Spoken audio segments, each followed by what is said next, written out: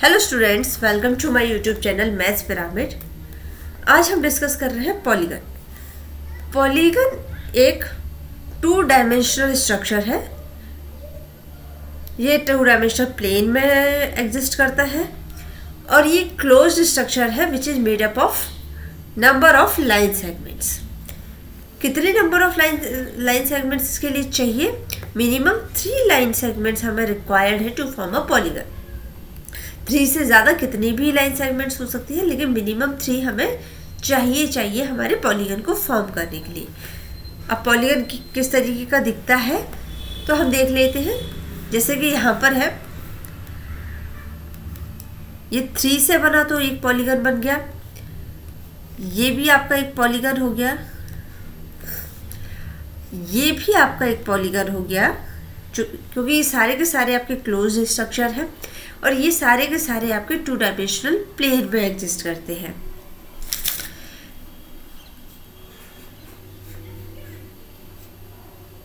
ये भी आपका एक पॉलीगन है क्योंकि ये भी आपका टू डायमेंशनल प्लेन में है और ये क्लोज्ड स्ट्रक्चर है और ये आपका नंबर ऑफ लाइन सेगमेंट से मिलकर बना हुआ है। तो डिपेंडिंग ऑन दिस के हमारा जो स्ट्रक्चर बन रहा है उसमें जो लाइन्स हैं, ये लाइन्स का साइज क्या है। हमारे पास 2 तरह के पॉलीगन होते हैं। एक होता है हमारे पास रेगुलर पॉलीगन और दूसरा होता है हमारे पास इर्रेगुलर पॉलीगन। रेगुलर पॉलीगन वो होते हैं जिसमें हमारी जो नंबर ऑफ साइड्स होती हैं वो उन साइड्स की जो लेंथ है वो इक्वल होती है। जैसे कि यहाँ पर आप देख सकते हैं, ये स्ट्रक्चर है, इसमें आपके पास 3 साइड्स हैं, 1 2 3, लेकिन तीनों साइड्स की लेंथ जो है वो इक्वल है। सिमिलरली हमारे पास यहाँ पर जो स्ट्रक्चर है वो स्क्वायर है, इसके पास जो चारों इसकी साइड्स है 4 साइड्स वो इक्वल है। यहाँ पर जो स्ट्रक्चर है उसमें भी सारी साइड्स इक्वल है, तो इनको बोलते हैं रेगुलर पॉलीगन्स, जिनकी हमारी जो जितनी भी साइड्स होती हैं हमारे पॉलीगन में वो इक्वल लेंथ की होती है, जो इक्वल लेंथ होती है इनकी साइड्स की। लेकिन हमारा जो इर्रेगुलर पॉलीगन होता है वो जस्ट अपोजिट होता है। इसका मतलब क्या है कि इसमें जो हमारी साइड्स होती हैं वो इक्वल लेंथ की नहीं होती हैं। जैसे कि हम मान लेते हैं यहाँ पर हमारी ए बी सी, अगर 3 साइड्स हैं तो A is equals to B is equals to C होगा, लेकिन यहाँ पर ए बी सी है तो A is not equals to B is not equals to C. हाँ, ए और बी अगर इक्वल है बट सी नॉट इक्वल है तो वो चलेगा। तो इर्रेगुलर पॉलीगन्स पे जितने भी हमारे पास यहाँ पे स्ट्रक्चर है, आप देख सकते हैं कि इन पे की जो साइड्स हैं, जितनी भी साइड्स हैं उन सारी साइड्स की लेंथ इक्वल नहीं है। तो हम ये ब्रॉडली 2 पार्ट्स में डिवाइड करते हैं इनको, रेगुलर पॉलीगन और इर्रेगुलर पॉलीगन। कुछ रेगुलर पॉलीगन्स की हम जनरली जो बात करते हैं तो हम रेगुलर पॉलीगन्स की बात करते हैं। तो यहाँ पर कुछ रेगुलर पॉलीगन्स अगर आपको देखेंगे तो पहले अगर हमारी नंबर ऑफ साइड्स जो है वो अगर 3 है तो हमारा जो ट्राइंगल बनता है वो इक्विलेटरल ट्राइंगल बनता है, ट्राइंगल होता है। अगर हमारे पास नंबर ऑफ साइड्स 4 है तो क्वाड्रिलेटरल जो बनता है वो स्क्वायर बनता है। 5 साइड से तो पेंटागन बनता है, 6 साइड से तो हेक्सागन बनता है, 7 साइड से तो हेप्टागन बनता है, 8 साइड से अगर हमारे पॉलीगन में तो वो ऑक्टागन कहलाता है, 9 साइड से तो डेनोगन कहलाता है और अगर 10 साइड से तो डेकागन कहलाता है। इस तरीके से हम देख सकते हैं कि हमारा जो रेगुलर पॉलीगन है उसमें अगर नंबर ऑफ साइड्स के बेसिस पे हम डिसाइड करते हैं कि हमारे कौन कौन सा उस पॉलीगन को हमने क्या नाम दिया है। इसके बाद हम जनरली इसको पॉलीगन ही कहते हैं। अगर इसके पास साइड्स इक्वल नहीं है, इर्रेगुलर पॉलीगन है, तो भी अगर इसके पास 4 साइड्स हैं तो हम उसको बोलते हैं कि ये क्वाड्रिलेटरल फॉर्म कर रहा है। अगर 3 साइड्स है तो वो इक्विलेटरल ट्राइंगल ना होकर सिंपल ट्राइंगल कहलाता है। तो इस तरीके से वो डिपेंड करता है। कुछ प्रॉपर्टीज़ है, कुछ हमारे पास बोले कि हमारे जो पॉलीगन है उसमें कुछ बेसिक टर्मिनोलॉजीज यूज होती हैं, उन्हें देख लेते हैं। जैसे कि ये आपके पास एक पॉलीगन है, आप देखेंगे कि इसके पास A B C D E F. आप देखिए कि ये जो हमारा पॉलीगन है it is made up of number of line segments, और नंबर ऑफ लाइन सेगमेंट्स कितनी है? 6, 1 2 3 4 5 6। तो इसको हम बोल रहे हैं हेक्सागन। ये कोई भी पॉलीगन हो सकता है और किसी भी पॉलीगन के लिए ये सारी भी चीज़ें वैलिड होती हैं। तो इसके बाद जो ये जो है इनको हम साइड्स बोलते हैं या आर्म्स भी बोल सकते हैं। तो ये A B B C C D ये सारी क्या है, ये हमारे पॉलीगन की साइड्स हैं। ए बी बी सी सारी की सारी हमारी इसकी साइड्स हैं। जहाँ पर हमारे पास दो साइड्स एक दूसरे से मिल रही हैं, यूनाइट हो रही हैं, उस पॉइंट को हम बोलते हैं वर्टेक्स। तो हम देख सकते हैं कि हमारे पॉलीगन में कितने से वर्टेक्स हैं, 6 वर्टेक्स हैं। 1 2 3 4 5 6। इसका मतलब क्या है कि जितनी हमारे पास साइड्स होंगी, number of sides it is equals to number of vertex. जितने वर्टेक्स होंगे और उतनी ही साइड्स होंगी। जहाँ पर ये वर्टेक्स फॉर्म हो रहा है दो साइड्स को लेकर, वहाँ पर हमारा एंगल फॉर्म होता है। इसका मतलब इसके पास कितने एंगल्स हैं, जितनी वर्टेक्स है, और कितने वर्टेक्स है, जितनी नंबर ऑफ साइड्स है। तो it is equals to number of angles. ठीक है, तो इसके पास हमारे इस पॉलीगन में कितने 6 साइड्स, 6 वर्टेक्स एंड 6 एंगल्स हैं। दूसरा, अगर हमारे जो वर्टेक्स है ये वाला एंगल ए और एंगल बी, चूंकि ये साइड जस्ट एडजेसेंट है तो इनको हम बोलते हैं एडजेसेंट एंगल्स।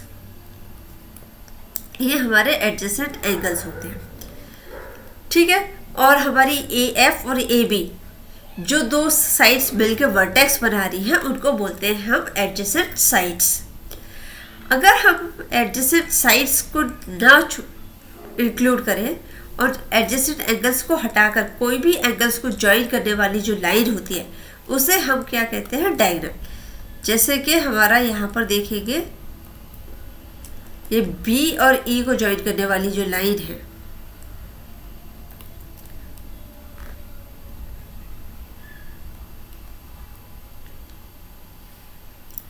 ये बी और ई को ज्वाइन करने वाली लाइन, एंगल बी और एंगल ई एक दूसरे के एडजेसेंट नहीं है। इन्हें ज्वाइन करने वाली लाइन जो है वो डायगोनल कहलाती है। इसका मतलब क्या है कि अगर हम बी को डी से ज्वाइन कर दें, बी को ई से, एफ से, ये सारी के सारी हमारी डायगोनल्स कहलाती हैं। तो इस तरीके से हमारे पास कुछ टर्मिनोलॉजीज होती है जो हमारे हर पॉलीगन में यूज होती है। पॉलीगन में हमारे पास साइड्स होती है, वर्टेक्स होते हैं, एंगल्स होते हैं, उसके पास डायगोनल्स होते हैं, ये एडजेसेंट एंगल्स होते हैं। और जितने भी एंगल्स हमारे पॉलीगन के अंदर आ रहे हैं, जैसे एंगल ए, ये इनसाइड द फिगर है, इनसाइड द स्ट्रक्चर है, तो इनको बोलते हैं हम इंटीरियर एंगल्स। और जितने भी एंगल्स हमारे आउटसाइड द पॉलीगन जाते हैं, जैसे कि यहाँ से अगर हमने एंगल को मेजर किया तो ये हमारा एक्सटीरियर एंगल। तो फिगर के अंदर हमारे जो प्लेन के अंदर हमारा एंगल है, अंदर की साइड है, उसको बोलेंगे इंटीरियर एंगल। और जो आउटसाइड फिगर है उसको बोलेंगे हम एक्सटीरियर एंगल्स। इसके बाद हम कुछ एंगल्स को वो कर सकते हैं कि हमारे पास एंगल्स की वैल्यू क्या होगी। तो उसके लिए हमारे पास कुछ फार्मूला होता है, sum of interior angles of a polygon. मतलब हमारे पास जो पॉलीगन है, ये यहाँ पर एक पॉलीगन है और हमसे बोला जाए कि इस पॉलीगन में कितने एंगल्स जो है, एंगल 6 एंगल्स है इसके पास, angle A, angle B, angle C. तो हमें बोला जाए angle A plus angle B plus angle C plus angle D plus angle E plus angle F. ये 6 एंगल्स हैं, तो इन एंगल्स की वैल्यू कितनी होगी, ये टोटल वैल्यू कितनी होगी, सारे में इंटीरियर एंगल्स का सम कितना होगा।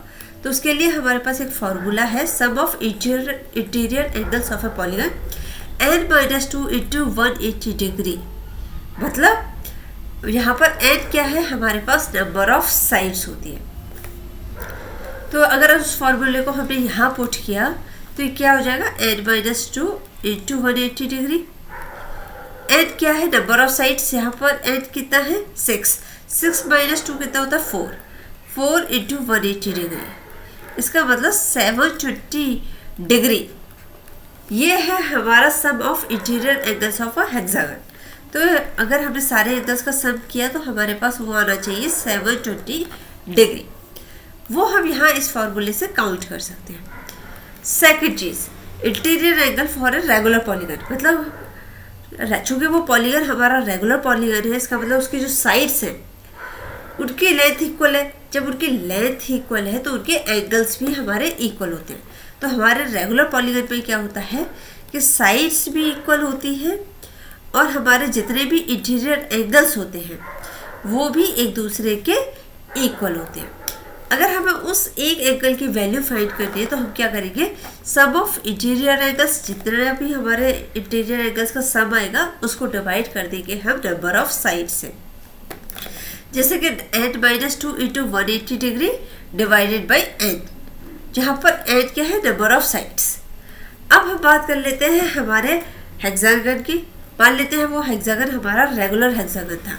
n-2 इंटू 180 डिग्री कितना आया था हमारा, 720 डिग्री। 720 डिग्री को जब हम डिवाइड करेंगे 6 से तो ये कितना हो जाएगा, 6 1 6, 6 2 12 और 0, 120 डिग्री।